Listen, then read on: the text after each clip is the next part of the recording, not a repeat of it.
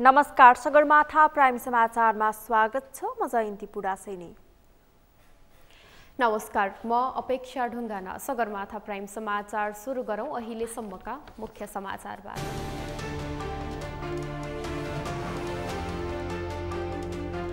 एमालेको पक्षमा जनमत बनाउन नेता तथा कार्यकर्तालाई अध्यक्ष ओलीको निर्देशन। निष्पक्ष चुनाव गराउन सरकारलाई दबाब दिनुपर्नेमा जोड। शंकास्पद धन लुकाउनको लागि चर्चित स्विस बैंकमा नेपालीहरूको पैसा बढ्दो, लाचार बन्दै सम्पत्ति शुद्धिकरण अनुसन्धान विभाग।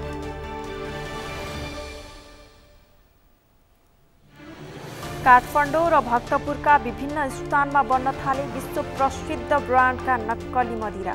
प्रहरीद्वारा 5 जनालाई पक्राउ गरी सार्वजनिक। सेनाको संख्या 10% वृद्धि गर्ने रुसी राष्ट्रपति भ्लादिमिर पुटिनको आदेश। 1,37,000 सैन्य कर्मचारी थप्ने तयारी।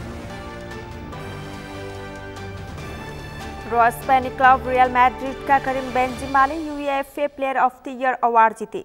बार्सिलोना की एलेक्सिया पुटेलास महिलातर्फ उत्कृष्ट।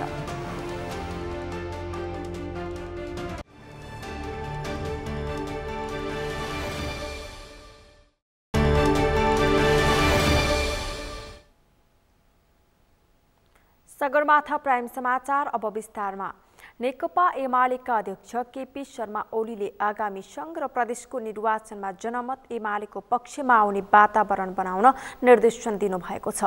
आज ललितपुरको च्यासलस्थित पार्टी केन्द्रीय कार्यालयमा सुरु भएको पार्टीको केन्द्रीय कमिटी बैठकलाई सम्बोधन गर्दै अध्यक्ष ओलीले आगामी निर्वाचनमा जनमत एमालेको पक्षमा आउने वातावरण बनाउन निर्देशन दिनुभएको हो। उहाँले जनता अलमलमा पर्न सक्ने भन्दै उनीहरूलाई अलमलबाट मुक्त गरेर एमालेको पक्षमा आउने वातावरण बनाउने जिम्मेवारी पार्टीका नेता कार्यकर्ताहरूको काँधमा रहेको बताउनुभयो।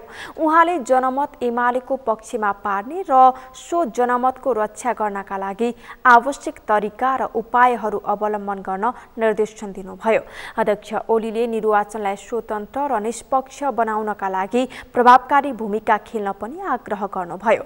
निष्पक्ष निर्वाचन गराउनका लागि सरकारलाई दबाब दिनुपर्ने र सम्बन्धित निकायलाई बेठिक काम गर्न रोक्नुपर्ने पनि उहाँले बताउनुभयो। निर्वाचनलाई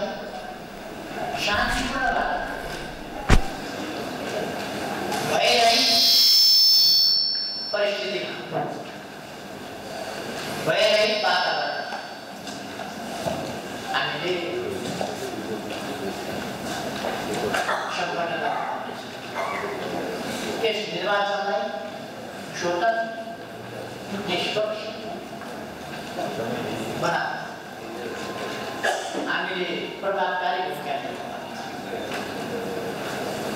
यसका निम्ति हाम्रो सरकारसँग वार्ता कुराकानी र दबाब, त्यसै गरी राज्यका निर्वाचनसँग सम्बन्धित विभिन्न अङ्ग र निकायहरूसँग हामीले संवाद गरिरहनुपर्नेछ र बेठिक कुरा गर्नबाट उनीहरूलाई रोक्नु परिपर्नेछ। केन्द्रीय कमिटी बैठकमा नवनिर्वाचित केन्द्रीय कमिटीका सदस्यहरूले शपथ ग्रहण गरेका छन्। बैठकमा अध्यक्ष ओलीले राजनीतिक प्रतिवेदन पेश गर्ने, सचिवालयका निर्णय अनुमोदन गर्ने, उम्मेद्वारको छनौटको मापदण्ड तय गर्ने कार्यसूची रहेका छन्। त्यस्तै स्थानीय निर्वाचन छानबिन कमिटीको प्रतिवेदन, सदस्यता अभिलेख, सल्लाहकार परिषद र पार्टीका आयोगहरूका प्रतिवेदन पेश गर्ने लगायतका कार्यसूची रहेको एमालेले जनाएको छ।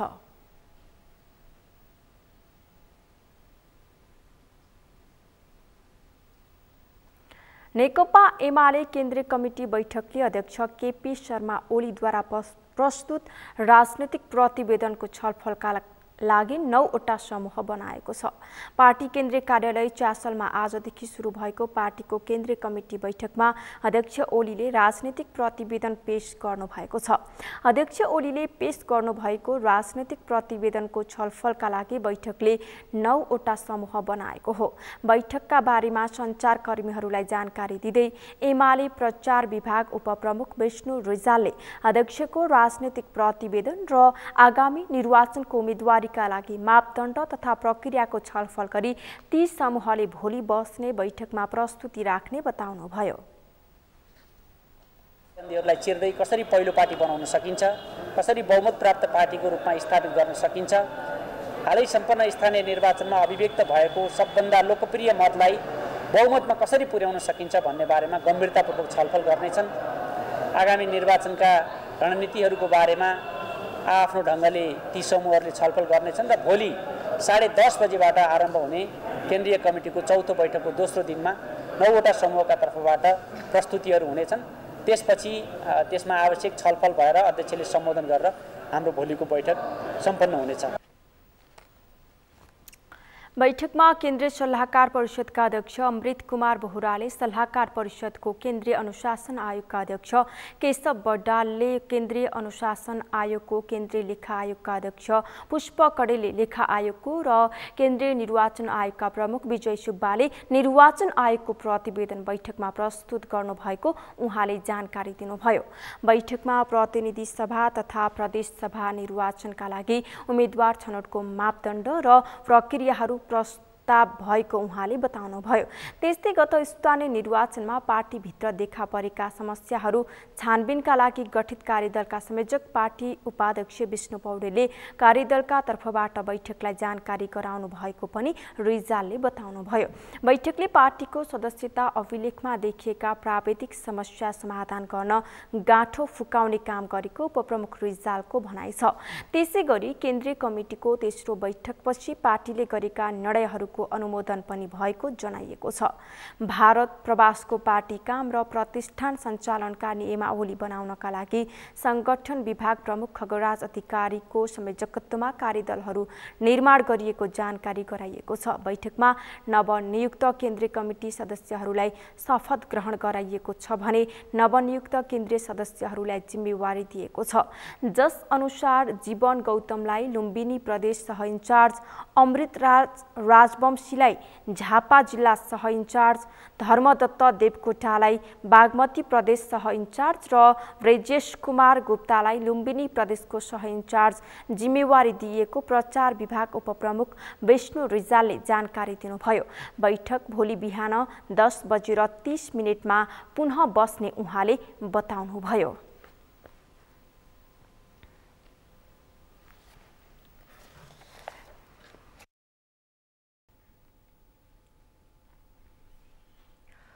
नेपाली कांग्रेसका नेता प्रकाश मान्छीहरूले निष्पक्ष निर्वाचनको सुनिश्चितता गर्न सरकारसँग माग गर्नु भएको छ।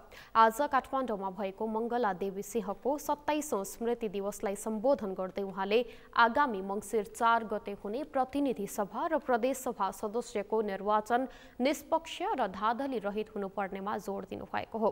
उहाँले यसअघिका निर्वाचन पनि नेपाली कांग्रेसले इमानदारीतापूर्वक गरेको र अहिले पनि कांग्रेसकै नेतृत्वमा सरकार रहेकाले धाँधली रहित निर्वाचन गराउनतर्फ सरकार लाग्नुपर्ने बताउनुभयो।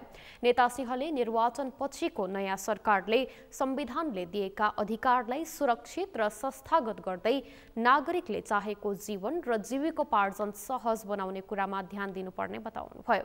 उहाँले आगामी दिनमा नेपाली कांग्रेस आर्थिक क्रान्ति र सम्पन्नताको अभियानमा लाग्ने बताउनुभयो। अब चाहिँ हामीहरूले यो चाहिँ जुन एउटा चाहिँ भनौँ न निर्वाचन अहिलेसम्म जहिले पनि नेपालको परिवेशमा यो निर्वाचन सम्पन्न गराउनमा त कांग्रेसले चाहिँ जुन जिम्मेदारी पाउँदाखेरि जहिले पनि त्यसलाई चाहिँ इमानदारीताका साथ चाहिँ निर्वाह गरेको कुरा र अहिले पनि के हो भन्दाखेरि निर्वाचन यो चाहिँ निष्पक्ष हुनु पर्यो, धाँधली रहित गराउनको लागि ग्यारेन्टी गराउनतिर चाहिँ अहिले चाहिँ सरकार लाग्नुपर्छ र दलहरूले पनि त्यही भावना अनुसार चाहिँ अगाडि बढ्नुपर्छ। नेता सिंहले कांग्रेसको नेतृत्वमा नयाँ संविधान जारी भए पनि संविधानलाई कार्यान्वयन गर्ने बेलामा कम्युनिस्ट पार्टी सत्तासीन रहँदा आवश्यक कानुन निर्माण नगरेको आरोप लगाउनुभयो। उहाँले नयाँ संविधानको भावना र मर्म अनुसार आवश्यक कानुन निर्माण गर्न नसक्दा अहिले प्रदेश सरकारले केन्द्र सरकारको विरोध गरिरहेको बताउनुभयो। उहाँले कम्युनिस्ट पार्टीका सरकारले संघीय कानुन समयमा नबनाइदिँदा संघीयतालाई संविधानको भावना र मर्म अनुरूप आम नेपाली जनताले महसुस गर्ने गरेर अघि बढाउन नसकेको बताउनुभयो। पूर्व प्रधानमन्त्री डाक्टर बाबुराम भट्टराईले प्रत्यक्ष निर्वाचित राष्ट्रपति र पहिचान अधिकार सहितको संघीयताको मुद्दा मिलेका कारण माओवादी केन्द्रसँग चुनावी तालमेल गरेको प्रस्ट्याउनु भएको छ। नेपाल समाजवादी पार्टीका अध्यक्ष समेत रहनुभएका भट्टराईले आज पार्टीको काठमाडौँ जिल्ला प्रथम भेलालाई सम्बोधन गर्दै माओवादी केन्द्रसँग तालमेल गर्नुको कारण प्रष्ट गर्नुभएको हो। उहाँले अहिलेको संघीयता अपूर्ण छ भन्ने कुरामा माओवादी केन्द्रले उतिबेलै नोट अफ डिसेन्ट लेखेको पनि उल्लेख गर्नुभयो। अध्यक्ष भट्टराईले माओवादी केन्द्रसँग सुशासनको सम्बन्धमा भने अन्तर्विरोध रहेको स्पष्ट पार्नुभयो। उहाँले आफूहरू राम्रो काम गर्ने र गलत तत्त्वहरूलाई साथ दिन नहुने पक्षमा रहेको भन्दै यस सम्बन्धमा माओवादी केन्द्रसँग कुरा नमिलेको उहाँको भनाइ छ।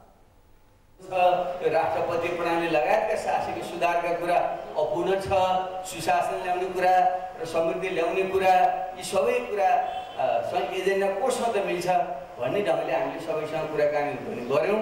तर हामीले अन्त्यमा आउँदा हामीले के देख्यौँ भने खास गरी एजेन्डा त फेरि पनि हामीसँग अलिक बढी नजिक एजेन्डा मिल्ने भनेको त माओवादी चाहिँ हो। भलै हामी जो माओवादीबाट आएका साथीहरू केही चित्तता पनि होला, त्यही पुरानै माओवादी जुन छोडेको माओवादीसँग हाम्रो के मिल्छ र भन्ने पनि पर्न सक्छ। तर अरूको सापेक्षतामा संहिता यो अपूर्ण छ, यसलाई पूर्णता गर्नुपर्छ भन्ने त माओवादी पार्टी हामी सधैँको त्यति बेला एउटा डिसिसन लेखेर आयो हो।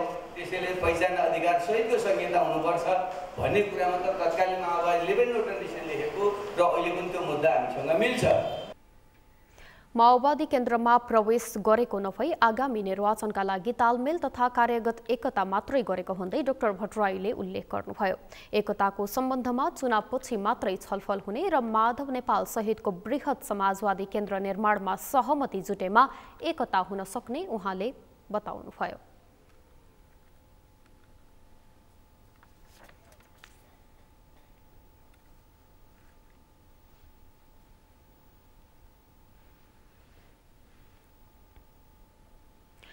प्रजातान्त्रिक विचार समाजले प्रजातान्त्रिक आन्दोलनमा योगदान पुर्याउने 2 व्यक्तित्वलाई सम्मान गरेको छ। प्रजातान्त्रिक विचार समाजले आज प्रधानमन्त्री निवास बालुवाटारमा कार्यक्रमको आयोजना गर्दै कमल चित्रकारलाई लोकतान्त्रिक योद्धा सम्मान 2078 र होमनाथ दाहाललाई लोकतान्त्रिक योद्धा सम्मान 2079बाट सम्मान गरिएको हो। दुवैजनालाई प्रधानमन्त्री शेरबहादुर देउवाले सम्मान पत्रका साथमा सम्मान गर्नुभयो। चित्रकार स्वास्थ्य अवस्थाका कारण उपस्थित हुन नसकेपछि उहाँकी धर्मपत्नी गंगा चित्रकारले सम्मान पत्र बुझ्नुभयो। दुवैजनाले मुलुकको प्रजातान्त्रिक आन्दोलन र सामाजिक रूपान्तरणमा योगदान पुर्याउनु भएकाले सम्मान गरिएको समाजले जनाएको छ।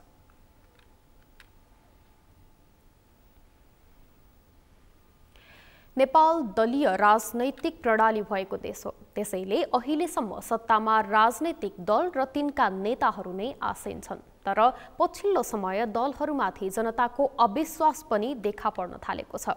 त्यसैको परिणामस्वरूप केही अघि सम्पन्न स्थानीय निकायको निर्वाचनमा स्वतन्त्र उम्मेद्वारको उदय भयो। यति हुँदाहुँदै पनि राजनैतिक दल र तिनका नेताहरूले मुलुकको विकास प्रमुख राजनैतिक दलभित्रैबाट छानिएका नेतृत्वले मात्रै गर्न सक्ने अडान राखेका छन्। पछिल्ला वर्षहरूमा स्विस बैंकमा नेपालीहरूले पैसा जम्मा गर्ने क्रम बढ्दै गएको छ। शंकास्पद धन लुकाउनको लागि चर्चित स्विस बैंकमा नेपालीहरूको पैसा बढ्दै गएको विवरणहरू सार्वजनिक भएका छन्। संघीय लोकतान्त्रिक गणतन्त्र स्थापना भएपछि देशमा भ्रष्टाचार अन्त्य हुने र सुशासन कायम हुने भनिए पनि स्विस बैंकमा जम्मा गरिएको पैसाले नेपाल भ्रष्टाचारको अखडा बन्दै गएको पुष्टि हुन्छ। कति छ त स्विस बैंकमा नेपालीले जम्मा गरेको पैसा? अमृत ढकालको रिपोर्ट। गोपनीयता कायम हुने र पैसा जम्मा गर्ने व्यक्तिको कुनै पनि विवरण सार्वजनिक नहुने भएपछि अवैध रकम जम्मा गर्ने विश्वका सुरक्षित स्थानहरूमध्ये स्विजरल्यान्डको स्विस नेसनल बैंक प्रमुख हो। स्रोत खोल्नु नपर्ने भएपछि नेपालका मात्रै होइन विश्वका सबै अकुत धन स्विस बैंकमा जम्मा गरिने गर्छ। राष्ट्रिय प्रजातन्त्र पार्टीका वरिष्ठ नेता तथा पूर्व अर्थमन्त्री डाक्टर प्रकाश चन्द्र लोहनीले सामाजिक सञ्जालमा नेपालीहरूको अरबौं रुपैयाँ स्विस बैंकमा रहेको दाबी गरेपछि यस विषयमा बहस सुरु भएको छ। लोहनीका अनुसार नेपालीहरूले हालसम्म झण्डै 46 अर्ब 64 करोड भन्दा बढी रकम स्विस बैंकमा जम्मा गरेका छन्। रेमिट्यान्स ऋण र अनुदानको भरमा चलेको नेपाल स्विस बैंकमा पैसा जम्मा गर्ने देशहरूमा भने धनाढ्य मुलुकको रूपमा स्थापित हुँदैछ। अब 3 अरब थियो 2001 सालमा नेपालको स्विजरल्यान्डको बैंकमा। अहिले चाहिँ 2020 सालमा आउँदाखेरि 46 अरब पुगेछ। भनेपछि यो त छलाङ साँच्चैकै छलाङ मारे हो नि त। यो त अग्रगामी छलाङ भने हुँदैन यसलाई। नेपालको पैसा विदेशमा लिएर राख्ने अग्रगामी छलाङ चाहिँ ठुलो बारेको छ। अब यसको सोर्स चाहिँ तपाईँको कुनै गाह्रो कुरो छैन। तपाईँले मैले मनगढन्ती कुरा गरेँ होइन। यसको सोर्स चाहिँ तपाईँ गुगलमा जानुहोस्। गुगलमा Nepalese account bank account in Swiss bank भन्नेमा तपाईँ हान्नुहोस्। मैले पनि त्यसै गरी तपाईँ खोज्दै जाँदाखेरि पत्ता लगाओ त्यहाँ चाहिँ दिएको छ। त उनीहरूले एक दुईजना व्यक्तिको नाउँ दिएको छ तर सबैको नाउँ दिएको छैन। कसको छ भन्ने दिएको छैन। तर यति चाहिँ राख्ने झिक्ने पनि भइरहेको छ। र अहिले लेटेस्ट चाहिँ 46 अरब जति नेपालको पैसा चाहिँ नेपालीहरूले स्विस ब्याङ्कमा राखेका छन्। राजतन्त्रको बेला राजपरिवारले अरबौं रुपैयाँ स्विस बैंकमा राखेको दाबी गर्ने र अहिले सत्ता सम्हालेका नेताहरूले त्यो पैसा ल्याएर नेपालीलाई बाँड्ने भनेर दिएको झुटो आश्वासन पनि अहिले बिर्सिसकेका होलान्। पछिल्लो विवरण अनुसार 2056 सालसम्म स्विस बैंकमा नेपालीहरूको करिब 3 अर्ब 58 करोड रुपैयाँ रहेको बताइन्छ। 2066 सालसम्म यो रकम बढेर 12 अर्ब 55 करोड पुगेको र 2076 सालसम्म आइपुग्दा करिब 46 अर्ब 64 करोड पुगेको छ। देशबाट बाहिर जाने र आउने रकमको सबै लेखाजोखा राख्नुपर्ने नेपाल राष्ट्र बैंकसँग पनि यसको कुनै विवरण छैन। आखिर राष्ट्र बैंकको आँखा छलेर अरबौं रुपैयाँ कसरी स्विस बैंकको खातामा जम्मा भइरहेको छ त? कि नेपालीहरूको पैसा बाहिर चाहिँ प्रशस्त विदेशी विनिमयमा थन्किएको छ भन्ने कुरा सुनिराखेको छु। यो कुरा अझ पनि आउँदैछ र सरकारले के गर्यो मलाई थाहा छैन। राष्ट्र बैंकको जहाँसम्म सवाल छ, राष्ट्र बैंकसँग न सेना हुन्छ, न प्रहरी छ, न गुप्तचर नै। उसले यसमा पत्ता लगाएर छानबिन गरेर त्यति गर्न सक्ने हैसियत राख्दैन। उसले त सरकारले कहिलेकाहीँ यहाँ त देखिहाल्नु भएको छ नि, मरिच सुपारी केराउ आयात गर्छ र त्यसलाई तस्करीबाट बाहिर पठाउने प्रयत्न पनि गरिरहेको हुन्छ। त्यस्तो बेलामा विदेशी विनिमय खर्च नहोस् भनेर रोकथाम गर्न सक्छ उसले। विदेशी विनिमयको बढी चाहिँ खपत नहोस्, बाहिर नजाओस् भनेर उसले आफ्ना उपायहरू चाहिँ अपनाउने अर्कै कुरा हो। तर यसमा सरकारकै अहम भूमिका हुनुपर्ने हो। तर सरकार चाहिँ कानमा तेल हालेर बसेको जस्तो लाग्छ। रुको ध्यान चाहिँ गठबन्धन भागवण्डा सत्तामा टाँसिरहनेमा नै बढी चाहिँ केन्द्रित भएको देखिन्छ। त्यसैले कता कता शङ्का पनि लाग्छ। यी आलो पालो देश हाँक्ने सत्ताधारीहरू र यिनीबाट संरक्षित व्यवसायीहरूकै पैसा त बढी छैन बाहिर थन्किएर बसेको? मलाई त अब त शङ्का लाग्न थाले। मुलुकमा यस सम्बन्धमा कानुन नै नभएको भने होइन, तर कानुनलाई आफू खुसी व्याख्या गर्ने ज्ञाताको कमी नहुँदा यस्तो अवस्था आएको जानकारहरूको बुझाइ छ। आम नेपाली बिहान बेलुकाको छाक टार्न सकसमा रहेका बेला स्विस बैंकमा अकुत धन जम्मा हुनुले देशमा भ्रष्टाचार बढ्दै गएको पुष्टि हुन्छ। हामीले 1 लाख रुपियाँ बैंकमा राख्दा आय स्रोत हामीले देखाउनु पर्छ भने अब त्यत्रो लगानी गरेको ठाउँमा आय स्रोत नखोज्ने भनेर जुन कुराहरू आइरहेको छ र यसले गर्दाखेरि चाहिँ अनक्याक र मनी लन्ड्रिङको बारेमा चाहिँ सम्बन्धित कानुन कार्यान्वयन कुनै पनि नीति निर्माण गर्दा कुनै पनि कानुन बनाउँदाखेरि चाहिँ अनक्याक र मनी लन्ड्रिङ सम्बन्धी कानुन कार्यान्वयन नगरेमा चाहिँ निकट भविष्यमा हाम्रो देशले चाहिँ नराम्रो परिणाम भोग्नुपर्ने हुन्छ। एकपल्ट पहिले पनि अब झन्डै ब्ल्याकलिस्टमा पर्न आँटेको थियो। त्यसबाट उम्क्यौँ।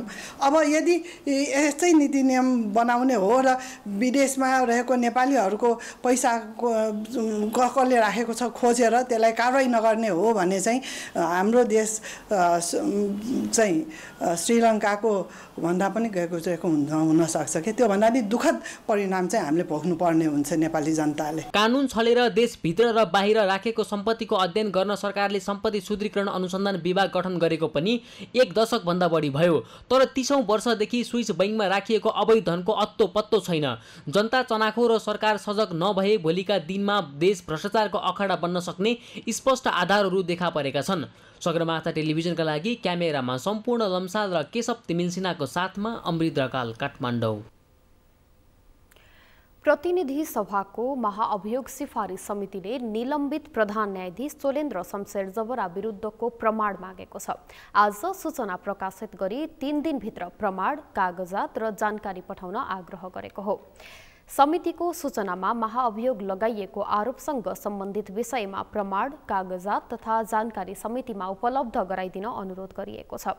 यस विषयमा सरकार राख्ने निकाय वा व्यक्ति सबैबाट जबरा विरुद्धका प्रमाण, कागजात तथा जानकारी भए 3 दिनभित्र यस समितिमा आइपुग्ने गरी पठाइदिन समितिले अनुरोध गरेको छ।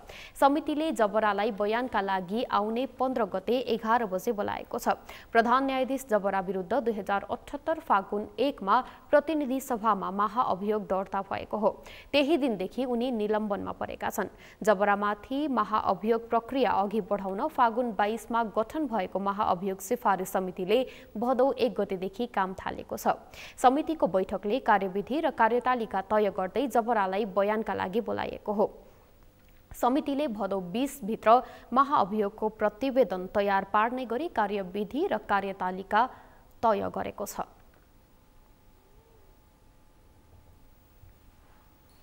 समाचारमा पालो भएको छ विश्रामपछि।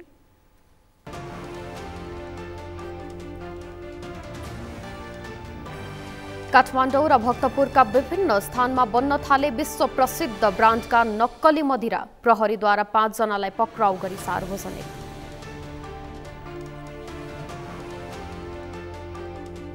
अवैध संरचना हटाउने काठमाडौँ महानगरको अभियान आज पनि जारी। त्रिपुरेश्वर स्थित राजधानी विभागको बेसमेन्टमा निर्मित संरचना हटाइए।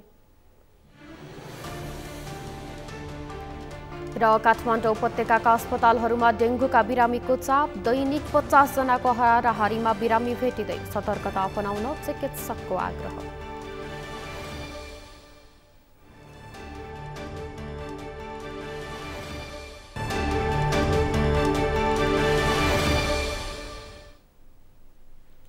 विश्रामपछि सगरमाथा प्राइम समाचारमा पुनः स्वागत छ। अब बाँकी समाचार।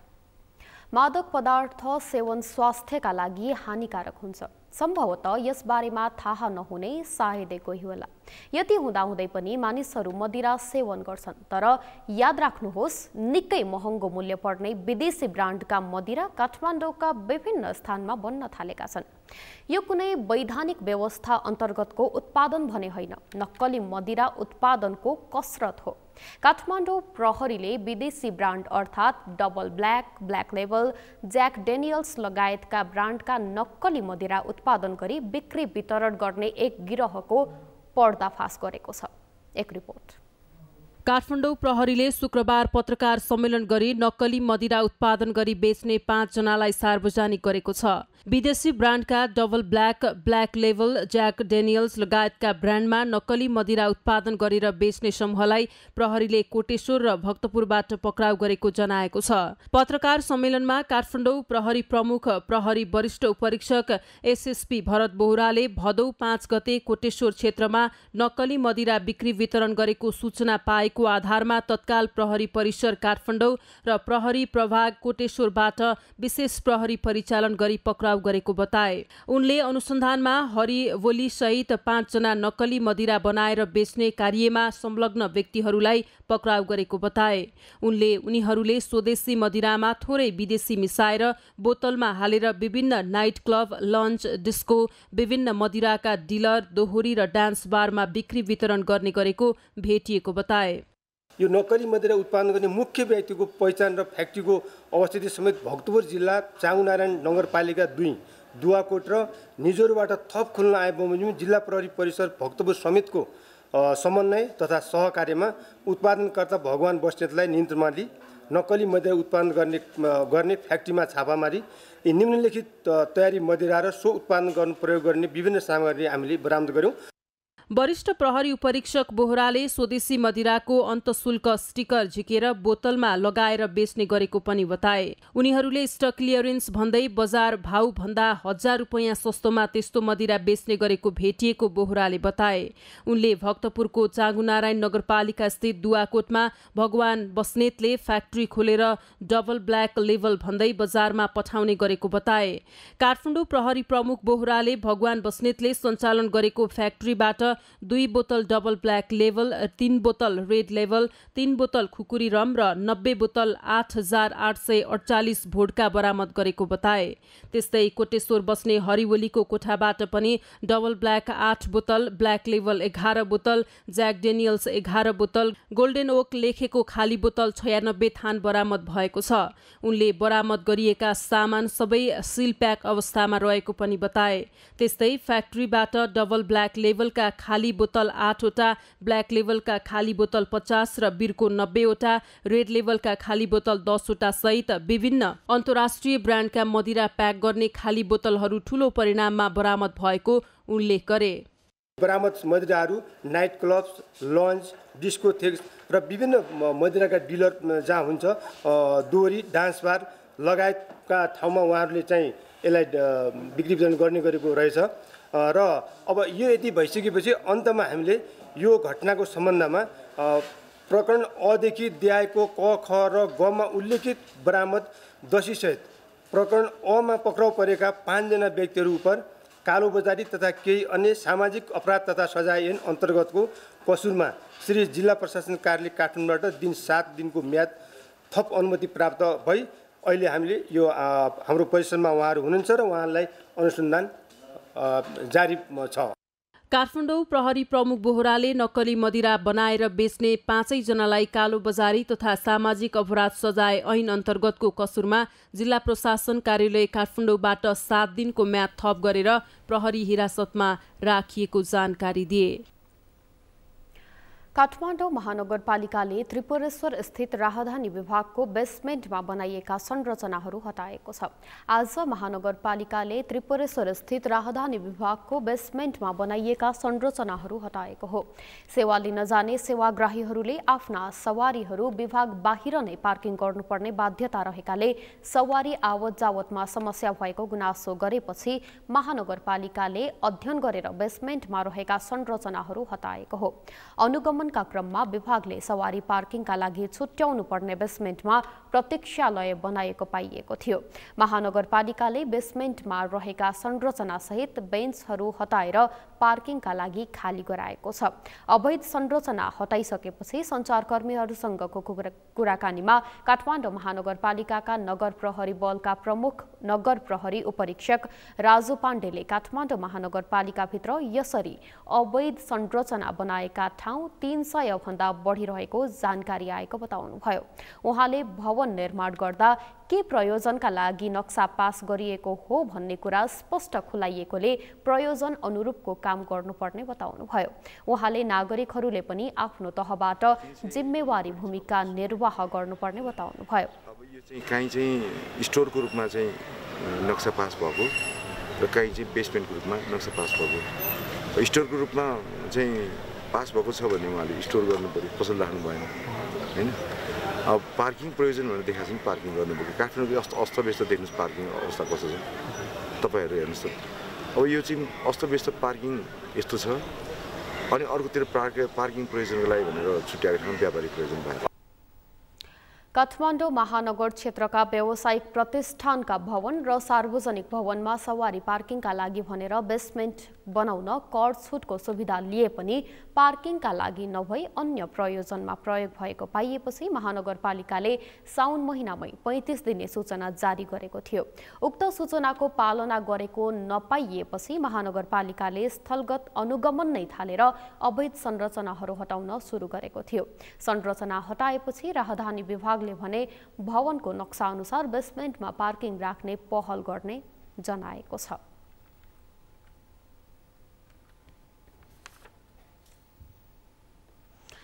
काठमाडौँ महानगर क्षेत्रमा नक्सा विपरीत बनाइएका संरचना महानगरले हटाउन सुरु गरेको छ।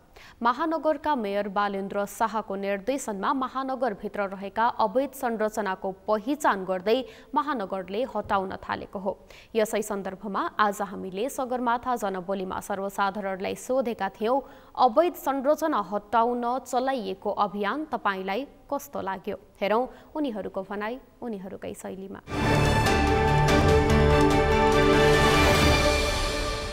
नियमअनुसार चलाऊ भन्नु नराम्रो कुरा होइन, यो राम्रै छ। तर हामी यस्ता कुराहरू चाँडै नै बिर्सिने गर्छौँ। जस्तो भूकम्पको बेलामा एउटा मापदण्ड यसरी कायम गर्नुपर्छ भन्ने थियो, भूकम्प सकिएपछि हामीले बिर्स्यौँ।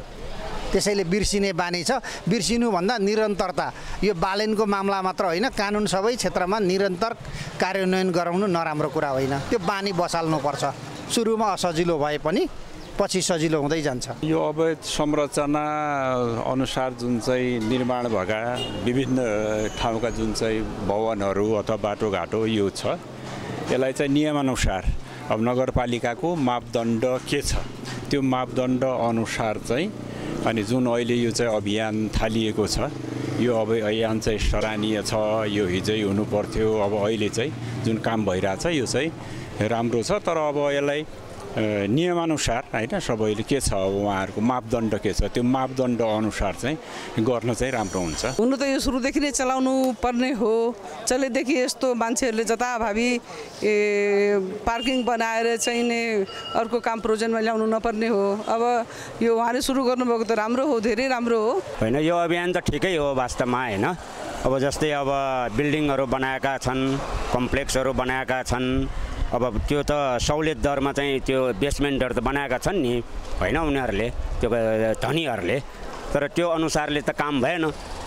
त्यो बेसमेन्टहरू बनाउने, अब गोदामहरू बनाएर चाहिँ त्यहाँबाट चाहिँ इन्कम गर्ने होइन, त्यो इन्कम सोर्स चाहिँ आफ्नो हिसाबले मात्र राख्ने भयो नि त। तपाईँको यो काठमाडौँमा यस्तो चाप छ है, यो चापले गर्दाखेरि अब सर्वसाधारणहरू जुन बाहिरबाट आएर रुममा बस्ने मान्छेहरू होइन, यो सबैहरूलाई समस्या छ क्या।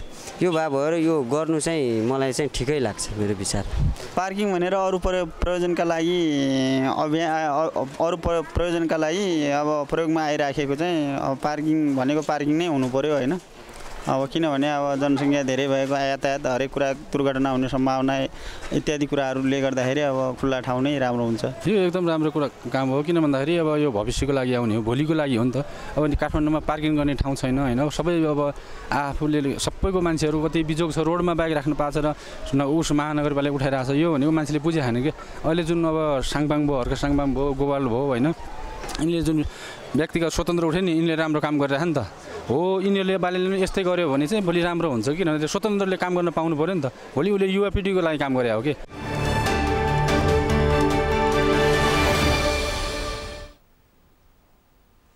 कांग्रेसका नेता मिनबहादुर विश्वकर्माले काठमाडौँ महानगरपालिकाका मेयर बालेन्द्र शाहले अराजक गतिविधिलाई बढावा दिइरहेको टिप्पणी गर्नुभएको छ।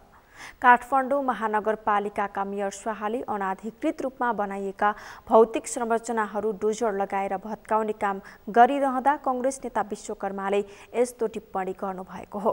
आज काठमाडौँमा आयोजित एक कार्यक्रममा उहाँले कानुनी दायरामा ल्याएर कारबाही गर्ने अधिकार हुँदाहुँदै मेयर शाहले ती भौतिक संरचनाहरू हटाउँदा अराजकता सृजना गरेको भन्दै आपत्ति समेत जनाउनुभयो।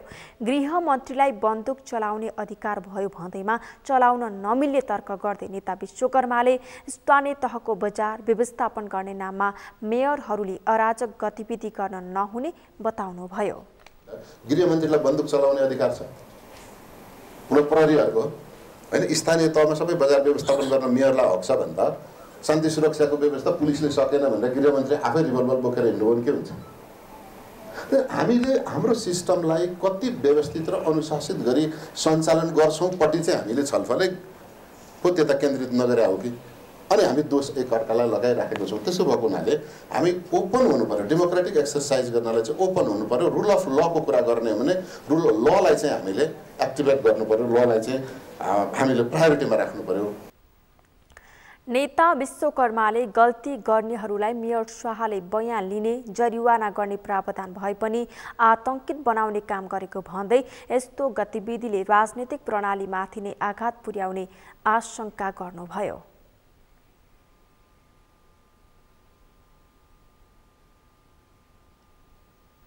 पछिल्लो समय काठमाडौँ उपत्यकाका अस्पतालहरूमा डेङ्गुका बिरामीको चाप बढेको छ। काठमाडौँको शुक्रराज ट्रपिकल तथा सरुवा रोग अस्पताल र पाटन अस्पतालका अनुसार दैनिक 50 जनाको हाराहारीमा डेङ्गु भेटिने गरेको छ। देशको आधा बिरामी अस्पताल भर्ना हुन्छन्, कतिपय परामर्श लिएर होम आइसोलेसनमा बस्ने गरेका छन्। यसरी ठूलो संख्यामा डेङ्गुका बिरामी पुष्टि हुँदा सतर्क रहन चिकित्सकले आग्रह गरेका छन्। मेनुका लम्सालको रिपोर्ट। काठमाडौँ उपत्यकामा डेङ्गुका बिरामी बढ्न थालेका छन्। काठमाडौँको शुक्रराज ट्रपिकल तथा सरुवा रोग अस्पताल र पाटन अस्पतालका अनुसार दैनिक 50 को हाराहारीमा डेङ्गुका बिरामी पुष्टि हुने गरेको छ। जसअनुसार दैनिक आधा बिरामी अस्पताल भर्ना हुन्छन् भने कतिपय परामर्श लिएर होम आइसोलेसनमा बस्ने गरेका छन्। यसरी ठूलो संख्यामा बिरामीहरू भर्ना हुँदा अस्पतालहरूमा चाप बढेको छ। लगभग जति पनि ज्वरोका बिरामी छन् लगभग सबै जसो चाहिँ डेङ्गुकै बिरामीहरू देखिन्छन्। त्यसले गर्दाखेरि यो चाप चाहिँ केही दिनदेखि चाहिँ इटेको अस्पताल एकदम बढेको छ र यो एकदम फैलिँदो क्रममा चाहिँ देखिन्छ। सामान्यतया आउला 70-80 जना त आउँछ होला सबैले हेर्दाखेरि त्यो दैनिक। त्यसमध्येमा अधिकांश चाहिँ अब सबै त म भन्दिनँ, अधिकांश चाहिँ डेङ्गुकै बिरामीहरू। निरन्तरको वर्षासँगै काठमाडौँमा डेङ्गुको बिरामीको संख्या बढ्न थालेको चिकित्सकहरूको ठम्याइ छ। एडिस जातको लामखुट्टेको टोकाइबाट डेङ्गु रोग लाग्ने गर्दछ। त्यसैले लामखुट्टेको टोकाइबाट बच्नु नै डेङ्गु रोगबाट बच्ने प्रमुख उपाय भएको चिकित्सकहरू बताउँछन्। ललितपुर स्थित पाटन अस्पतालमा साउन महिनामा मात्र डेङ्गुका 481 जना बिरामी भर्ना भइसकेका छन्। बिरामीको संख्या अझै बढ्न सक्ने भन्दै तयारी अवस्थामा रहेको हुँदा कुनै कठिनाई नआउने अस्पतालको भनाइ छ। एटलिस्ट हाम्रो अस्पतालको तर्फबाट हामीलाई कन्फिडेन्स छ, हामीलाई त्यति गाह्रो नहोला भन्ने छ। मैले अघि पनि भनिसकेँ, भर्ना गरेर सिकिस्त भएर भर्नै गर्नुपर्ने केसहरू त्यति धेरै नभएका हुनाले त्यति धेरै गाह्रो नहोला। तर चुनौती त अवश्य पनि छन् होइन, एकदमै नम्बर बढ्न थाल्यो भने त विशेष सोच्नुपर्ने होला। तर अलिकति यही क्रममा गयो, अझ 50बाट 100 भएसम्म पनि खासै गाह्रो चाहिँ नहोला। डेङ्गुका बिरामीहरू बढ्दै जाँदा सतर्कता अपनाउन चिकित्सकहरूले आग्रह गरेका छन्। लामखुट्टेको टोकाइबाट लाग्ने डेङ्गुबाट बच्न पानी जम्ने स्थानहरूमा लामखुट्टेले बासस्थान बनाउने हुँदा र ओरपर रहेका पानी सङ्कलन हुने ट्याङ्की जारहरू सफा राख्नुपर्ने चिकित्सकहरू बताउँछन्। सगरमाथा टेलिभिजनका लागि क्यामेरामा सम्पूर्ण लम्सालका साथमा मेनुका लम्साल, काठमाडौँ। कर्णाली राजमार्ग बनेपछि बहुआयामिक फाइदा भइरहेको छ। राजमार्गले छोएको सुर्खेत खण्डका स्थानीयको जनजीवन सहज मात्र होइन, ग्रामीण अर्थतन्त्रलाई नै माथि उकास्न टेवा पुर्याएको छ। अहिले कर्णाली राजमार्गको हुड्केमा दर्जनौं महिलाले स्थानीय उत्पादन बेचेर मनग्गे आय आर्जन गरिरहेका छन्। सुर्खेतबाट दिलबहादुर खत्रीको रिपोर्ट। सडकलाई विकासको मेरुदण्ड नै मानिन्छ। सडकले विकासका थुप्रै पक्षको सहयोग गरिरहेको हुन्छ। कर्णाली राजमार्गले पनि स्थानीय उत्पादनलाई बजारसम्म पुर्याउन ढुवानीमा सहज मात्र बनाएको छैन, स्थानीयलाई थुप्रै फाइदा पुर्याउन थालेको छ। अहिले राजमार्गले छोएको सुर्खेत खण्डको हुड्केका महिलाहरू सडक किनारमा स्थानीय उत्पादन बिक्री वितरण गरी आत्मनिर्भर बनेका छन्। सवारी साधनसँगै मानिसको आवत जावत बढेपछि तरकारी, फलफूल, मकै लगायत बेचेर मनग्गे आमदानी लिनुका साथै आर्थिक रूपमै सबल बनाएको छ। अब यस्तो व्यवसाय पनि आथ्यो न थाहा पनि पाथिनौँ, 4 पैसा पनि अर्का मागेर काम चढाउनु पर्थ्यो। अहिलेलाई अब व्यवसाय भर्दाखेरि ढुङ्गा रोड पुग्यो, आउने जाने गाडी भयो, जात्या भयो। त्यहाँबाट अब घरमा उबाज्यौँ आफ्नो करसबारीमा भएका चिजमालहरू, काँक्रा, चिचिन्डा, फर्ची, बोडी भने जस्तो मकैहरू सागपात धनियाँहरू लसुनहरू भने जस्तै सबै कुराहरू घरमा उबाजेर ल्याएर हामीले बेचेर 4 पैसाको अर्काति हात थापेर चलन गर्नु परेको छैन। घरायसी काम सकेर फुर्सदमा घरकै उत्पादन तरकारी फलफुल र पोलेको मकै बेचेर आत्मनिर्भर बनेपछि पैसाका लागि भर पर्नुपर्ने बाध्यता हटेको उनीहरूको भनाइ छ। अनि यस्तो यो अब घर गाई बाख्रा पाल्छौँ, गाई बाख्रालाई घाँसपात गरेर अनि आफ्नो समयमा आएर अनि यो बाटाको फुर्सदको बेला आएर बाटाको नजिक बस्ने मकैहरू पोल्ने अनि बोडी केराहरू त्यस्तो ल्याएर पहिला त्यस्तो अब श्रीमानको भर पर्नु पर्थ्यो भने चाहिँ अहिले जे आफैले कमाएर खान सकिने भइयो। सहरमा आयातित अधिकांश वस्तुमा विषादी मिसाइने हुँदा स्थानीय अर्गानिक तरकारी तथा फलफुल सस्तोमा खरिद गर्न सुर्खेत सदरमुकाम वीरेन्द्रनगरका समाजसेवी बखत बहादुर रखाल हुड्की आउने गरेका छन्। सुर्खेतमा जति पनि बाहिरको प्रदेशबाट जति पनि सागसब्जी फलफ्रुट आउँछ सब रासायनिकवाला आउँछ र यहाँ यसो गाउँघरतिर यसो घुम्दाखेरि यसमा चाहिँ अर्गानिक टाइपको चाहिँ फलफ्रुट पाउँदाखेरि र यो बाटोमा पाउँदाखेरि यहाँको जो चलन चल्तीको रेट छ त्यो अनुसारले किन्न पाउँदा बहुत खुसी लाग्यो अनि त्यही भएर यतातिर म चाहिँ किन्न आएको। बजारु भन्दा गुणस्तरीय अर्गानिक ताजा तरकारी फलफुलसँगै पोलेको मकै लगायत विशुद्ध स्थानीय उत्पादन पाइने हुनाले डिभिजन वनभेरीका कर्मचारी तिलकराम अधिकारी हुड्केमा नै खाजा नास्ता खाने गरेका छन्। यहाँ एकदम अर्गानिक तरकारी प्लस फलफुल र खाजा को व्यवस्था भएका कारण हामी यताबाट आउँदा होस् वा वीरेन्द्रनगरबाट आउँदा होस् यहाँ आएर हामीले अर्गानिक खाजा खाने र यहाँको दिदीबहिनीहरूले त्यो आय आर्जनमा उहाँहरूको सहयोग भइरहेको छ। हामीलाई फ्रेसनेस पनि हुन्छ यहाँ आएर एकछिन 15-20 मिनट आधी घन्टा बस्दा भने अनि सुलभ तरिकाले खाजाको उपलब्धता पनि उहाँहरूले गराउनु भएको छ र म यहाँ जहिले पनि यताउता हिँड्दाखेरि म यहाँ एकछिन रुकेर यहाँ खाजा अथवा यहाँ के पाइन्छ त्यो सेवा लिएर म जाने आउने गर्छु। सडकको पहुँचले गरिबी निवारणदेखि पर्यटन प्रवर्धन हुँदै स्थानीयको जीवनशैलीमै परिवर्तन ल्याएको छ। कर्णाली राजमार्गले भौगोलिक तथा आर्थिक क्षेत्रहरूलाई जनजीवनसँग जोड्दै यातायात प्रणालीको दिगो विकासमा टेवा पुर्याएको देखिन्छ। सगरमाथा टेलिभिजनका लागि सुर्खेतबाट दिलबहादुर खत्रीको रिपोर्ट। मोरङको उर्लाबारी नगरपालिका 1 मा निर्माण भएको झोलुङ्गे पुल अहिले सामाजिक सञ्जाल फेसबुक, टिकटक र इन्स्टाग्राममा लन्डन ब्रिजका नामले चर्चित बनेको छ। आकर्षक सस्पेन्सन पुलले स्थानीयको आवत जावतलाई सहज त बनाएको छ नै, आकर्षक पुलमा घुम्न आउने पर्यटकहरूका कारण स्थानीय व्यापार व्यवसाय समेत बढेको छ।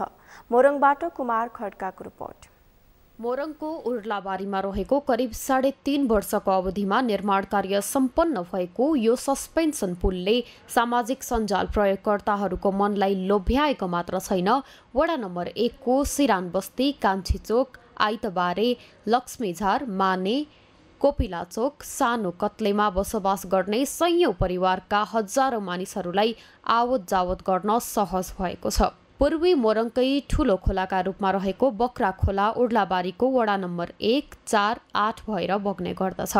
यस खोलामा बर्खाको समयमा आउने बाढीका कारण वडा नम्बर 1 को पश्चिम भूभागमा बसोबास गर्ने परिवारहरूलाई वडा कार्यालय आउजाउ गर्न पुल नहुँदा लगभग 10 किलोमिटर घुम्नुपर्ने बाध्यता थियो। तर अहिले उर्लाबारीको लक्ष्मीझार र हिले डाङ्गीलाई जोड्ने स्थानमा पुल बनेपछि सो क्षेत्रका हजारौं परिवारलाई राहत मिलेको छ।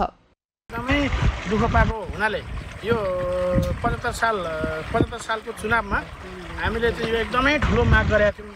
हाम्रो जुन मेयर साहब पनि उठ्नु भएको थियो, हामीले यो विषयमा धेरै कुराहरू राखेका थियौँ। सबै पार्टी पङ्क्तिहरूबाट नै यो कुरो राखेको थियौँ। यो भग्नाले माथि चाहिँ केन्द्रमा कुरो गरेर यो इमर्जेन्सी यहाँ चाहिँ यो चिजको चाहिँ एकदम खाँचो छ भनेर यो कुरो अगाडि बढाउनु पर्यो भनेर हामीले यहाँबाट धेरै दुःख गरेर चाहिँ यो योजनाहरू आए पछाडि तपाईँको काम स्टार्ट भएर सम्पन्न पनि भयो भनौँ न। अहिले लगभग सम्पन्न भयो। अब यसको उद्घाटन चाहिँ बाँकी छ। अब मान्छे चाहिँ आउने जाने जारी भइरहेछ, कार्यक्रम चलिरहेछ, तर अब उद्घाटन चाहिँ कहिले गर्ने भन्ने कुरोमा लागेको छ। एन टाइप डिजाइनमा निर्माण गरिएको यो पुलको आकर्षणले सामाजिक सञ्जालमा पनि राम्रो स्थान पाइरहेको छ। झट्ट हेर्दा कुनै विदेशी भूमिमा निर्माण भएको जस्तो देखिने यो पुलको डिजाइन नै मानिसहरूको आकर्षणको केन्द्र बनेको हो। यो पुल 453.60 मिटर लम्बाइको रहेको छ। पूर्व पश्चिम लोकमार्गदेखि करिब 6 किलोमिटर उत्तरमा रहेको यस पुलमा दैनिक जसो सयौंको संख्यामा मानिसहरू फोटो खिच्न, टिकटक बनाउन र युट्युबमा ब्लग बनाउन आउने गर्दछन्। यो लन्डन ब्रिजमा छौँ हामी चाहिँ अहिले। यहाँ लुक्सहरू चाहिँ एकदम एट्र्याक्टिभ खालको रहेछ हैन, सुन्दर एकदम रमाइलो देखिन्छ। यहाँबाट हावा खाना चाहिँ बेस्ट छ यहाँबाट माथिबाट। यो चाहिँ हामीले सामाजिक सञ्जाल मार्फत चाहिँ सुनेको थियौँ राम्रो छ भनेर, तर आज प्रत्यक्ष रूपमा देख्दाखेरि एकदम रमाइलो लाग्यो। पुल संघीय मामिला तथा सामान्य प्रशासन मन्त्रालय अन्तर्गत स्थानीय पूर्वाधार निर्माणको आयोजनामा 1 करोडको लागतमा बनेको हो। पुलको भारवहन क्षमता 163 मेट्रिक टन अर्थात् एकै पटकमा यस पुलमा 1175 जना मानिसले आवत जावत गर्न सक्ने गरी निर्माण गरिएको छ। बक्रा खोलाको पारिलो स्थानमा निर्माण भएको यस पुलबाट उत्तरमा रहेको पहाडी श्रृङ्खला, तराईको चारखोसे झाडीको हरियाली र दमकमा निर्माणाधीन अवस्थामा रहेको दमक भ्यू टावरको दृश्य समेत हेर्न पाइने भएका कारण मानिसहरू यस पुलमा घुम्न आउने गरेका छन्। यो लन्डन ब्रिज भन्ने चाहिँ हामीले फेसबुकमा देखेका थियौँ, उर्लागाउँ रहेछ। आज यो हेरौँ त कस्तो रहेछ यसको डिजाइनिङ, मान्छेले के गएको देखेर आज हामी आएको थियौँ यहाँनिर। तपाईँको यहाँको डिजाइन हेर्दाखेरि ठ्याक्कै नि लन्डन ब्रिज देखिने, दुईपट्टि अलगो तपाईँको टावर अत्तिकै बिचमा डाउन भएको है, एकदमै आकर्षक। यहाँबाट हेर्दा लुक्स पनि यो बक्रा खोलाको माथि अवस्थित रहेछ। वरिपरि जङ्गल तपाईँको एकदमै राम्रो स्मुथ हरियाली प्राकृतिक वातावरणमा बनेको छ देखिने। धेरै मान्छेहरू आएको देख्यौँ हामीले। यसले तपाईँको स्थानीय स्तरमा यसको प्रमोसन गर्न सक्यो भनेदेखि स्थानीय स्तरको यसले केही न केही स्थानीय बासिन्दाहरूलाई पनि यसले केही न केही राहत दिने देखियो। अहिले लन्डन ब्रिजले उर्लाबारीका मात्रै नभएर उर्लाबारी आसपासका दमक, पथरी शनिश्चरे, लेटाङ नगरपालिका, मिक्लाजुङ र कानेपोखरी गाउँपालिकाका मानिसहरूको पनि ध्यान खिच्ने गरेको छ। पुलको सौन्दर्यता हेर्न आउने मानिसहरूको भिड बाक्लिँदै गएपछि पुलको किनारामा घुम्ती पसलहरू समेत खोलेर स्थानीयहरूले दैनिक गुजारा गर्न थालेका छन्। सगरमाथा टेलिभिजनका लागि मोरङबाट कुमार खड्काको रिपोर्ट। सगरमाथा प्राइम समाचारमा एकैछिन विश्रामपछि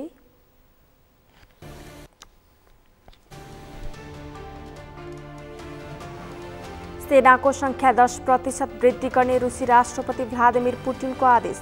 1,37,000 सैन्य कर्मचारी थप्ने तयारी।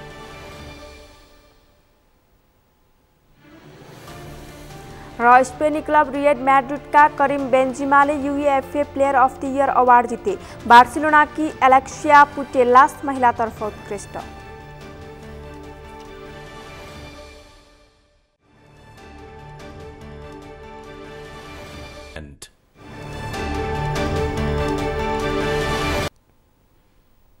अब पालो खेल समाचारको।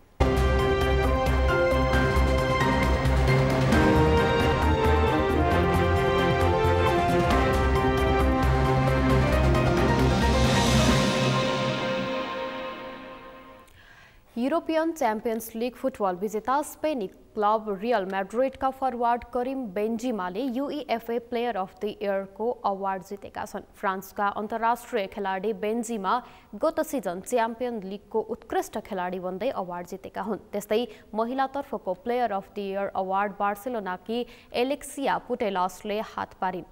पुरुषको कोच अफ द इयरको अवार्ड रियल मैड्रिडका मुख्य प्रशिक्षक कार्लो एन्सेलोटीले जिते। एन्सेलोटीले गत सिजन रियललाई च्याम्पियन्स लीग र ला लिगाको उपाधि दिलाएका थिए।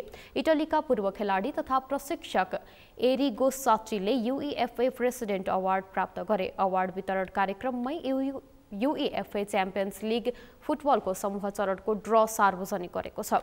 ड्र अनुसार 2 महारथी क्लब स्पेनको बार्सिलोना र जर्मनीको बायर्न म्युनिक समूह सीमा परेको छ। अन्य समूहको तुलनामा यो समूहलाई कठिन मानिएको छ।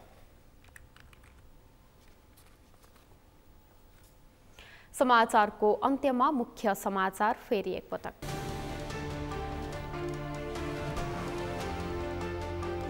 एमालेको पक्षमा जनमत बनाउन नेता तथा कार्यकर्तालाई अध्यक्ष ओलीको निर्देशन।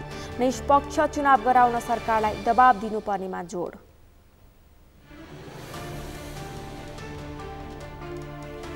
शंकास्पद धन लुकाउनको लागि चर्चित स्विस बैंकमा नेपालीहरूको पैसा बढ्दो, लाचार बन्दै सम्पत्ति शुद्धिकरण अनुसन्धान विभाग। काठमाडौँ र भक्तपुरका विभिन्न स्थानमा बन्न थाले विश्व प्रसिद्ध ब्रान्डका नक्कली मदिरा। प्रहरीद्वारा 5 जनालाई पक्राउ गरी सार्वजनिक। सेनाको संख्या 10% वृद्धि गर्ने रुसी राष्ट्रपति भ्लादिमिर पुटिनको आदेश। 1,37,000 सैन्य कर्मचारी थप्ने तयारी। र स्पेनी क्लब रियल मैड्रिडका करिम बेन्जिमाले UEFA player of the year award जिते। बार्सिलोनाकी एलेक्सिया पुटेलास महिलातर्फ उत्कृष्ट।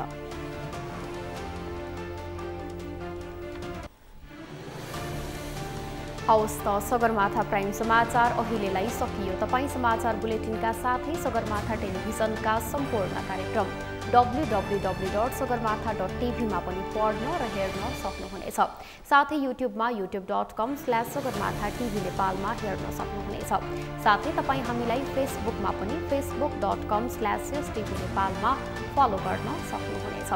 समाचारको शिखर, नेपालको गौरव, नेपालको पहिलो न्युज च्यानल सगरमाथा टेलिभिजन हेर्दै गर्नुहोला। नमस्कार।